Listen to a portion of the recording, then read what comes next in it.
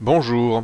Aujourd'hui, nous allons voir l'utilisation du laser Loki dans le nettoyage pulpaire lors d'une endodontie. Voici le laser. Nous sélectionnons la fibre de 200 microns et le programme D+, situé sur la bande jaune en haut. Cela correspond à une énergie de 400 mJ, une fréquence de 10 Hz pour un total de 4 watts. Nous validons et c'est parti. Pour réussir cette technique, il faut que votre chambre camérale retienne le liquide de rinçage, donc comporte suffisamment de parois. Dans l'exemple, c'est une dent extraite. Les tirs se font à l'intérieur du liquide, sans contact avec les parois, ni avec le plancher. 30 secondes dans l'eau suffisent et avec un séchage léger, voici le résultat. Toute la pulpe a disparu. Le plancher est propre et aucun instrument n'avait été utilisé jusqu'à présent.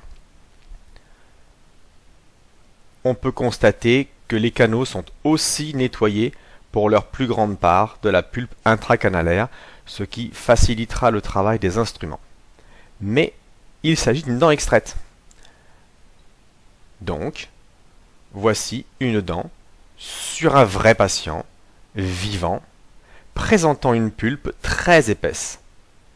30 secondes de tir plus tard, dans l'hypochlorite, et avec un rinçage simple, donne ce résultat. On voit distinctement un petit pulpolite sur le plancher. Avec un autre axe, on voit parfaitement les canaux vestibulaires.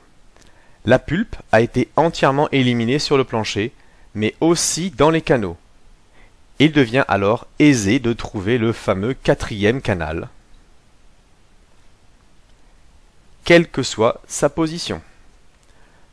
De plus, le travail des instruments sera grandement facilité par l'absence de pulpe dans la plus grande partie des canaux.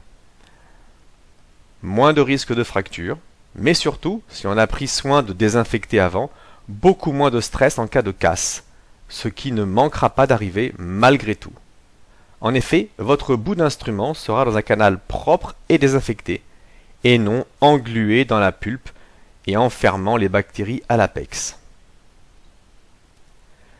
Dans cet autre cas, il s'agit d'une molaire mandibulaire avec un gros pulpolite dès l'ouverture.